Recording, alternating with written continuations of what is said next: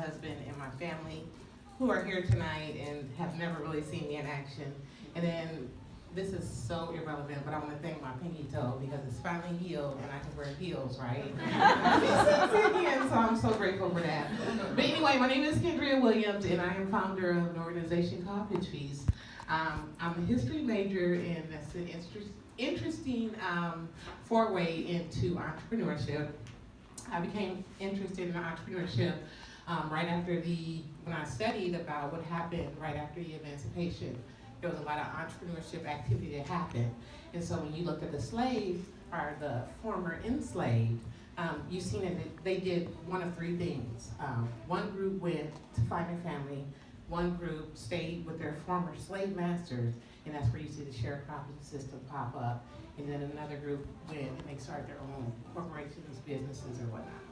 And so with that, I became interested in finding out if entrepreneurship could be an agency for helping people find income sufficiency. So that was a long way of saying that. I just researched a lot of stuff.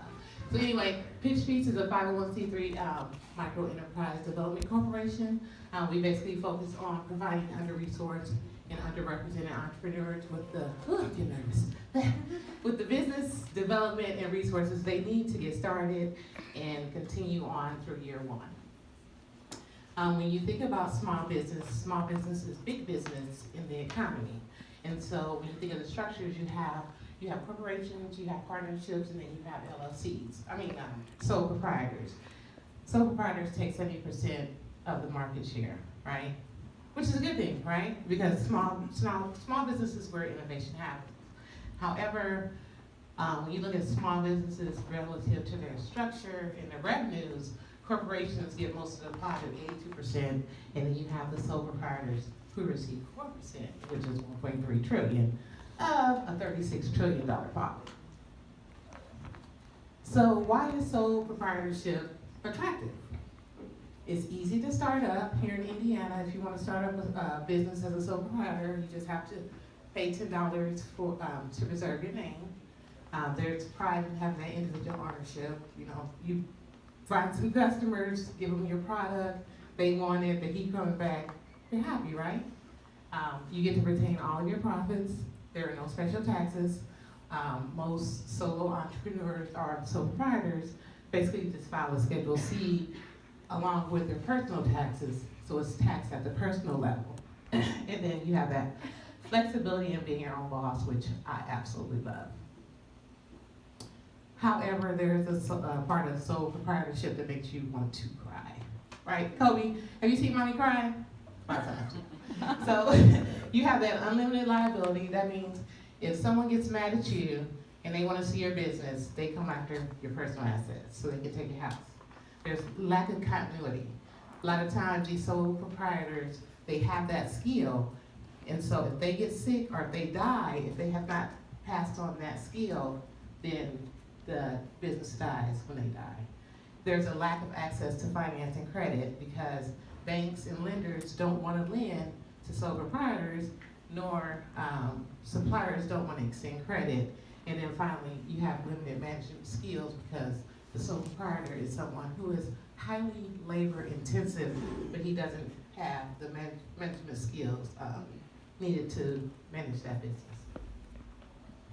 And so how are we solving the problem? We are essentially just creating a network of capital, legal assistance, marketing, business education, network opportunities, and technical assistance to help these businesses get through their first year. This is important because as we move these businesses to a formalized structure, now they're eligible to get bank loans, they're able to get grants, they're able to get credit from suppliers, and eventually will allow them to hire new employees. So who benefits? We all benefit because the state as a whole benefits from the increase in business taxes, the increase in business spending, and of course, even if they hire 1 or 2 people, that's job creation. So our traction to date, we've had 41 PitchFeast events. Our average events, we have about 50 to 60 people that come to our events. So in total, we've had about 2,500 people who've been affected by PitchFeast. Of those events, we've had 25 workshops. Our attendance at the workshops are about 5 people. And then, which has resulted into 71 consulting clients who want to move forward and build that business into a structured entity.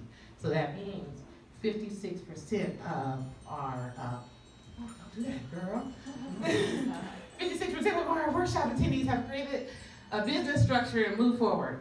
And we've been able to do that with under $10,000. Can you imagine when we do it under 50? Okay, not good. That's a bill. Okay, so our current channels.